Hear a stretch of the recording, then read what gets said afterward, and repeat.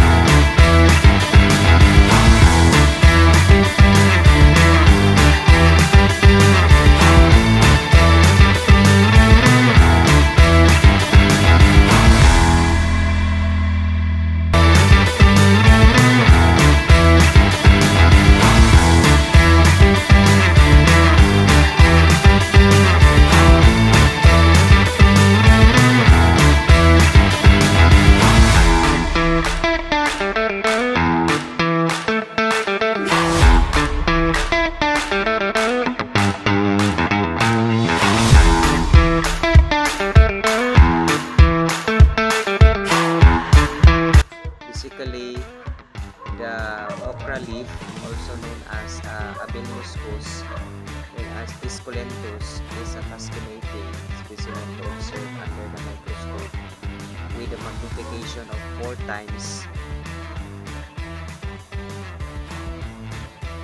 This is the epidermis cells and the characteristic of the cytolytic trichomes.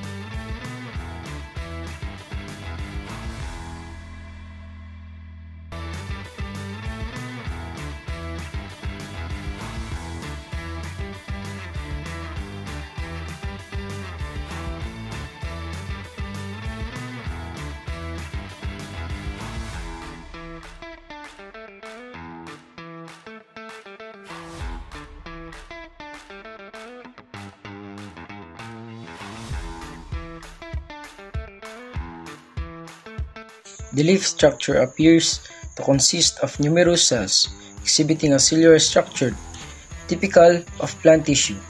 The cell seems to be closely packed together, forming a continuous layer. The cell walls are clearly visible, and there are various internal structures within the cells. The presence of what appears to be a vascular bundle or vein is visible, indicating the transport system within the leaf. The Ampalaya leaf exhibits a typical plant cell structure under the microscope.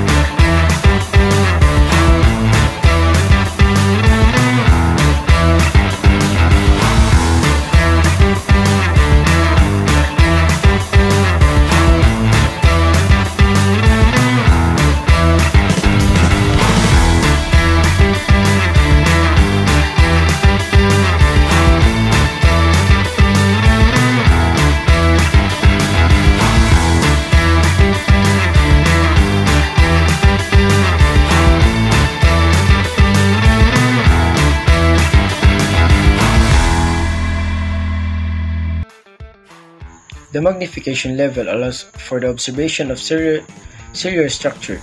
The leaf tissue appears to consist of cells with visible cell walls. There's a network of what seems to be vascular bundles or veins visible, suggesting the leaf transport system. The coloring suggests the leaf may have undergone staining or treatment to enhance visibility of structures under the microscope.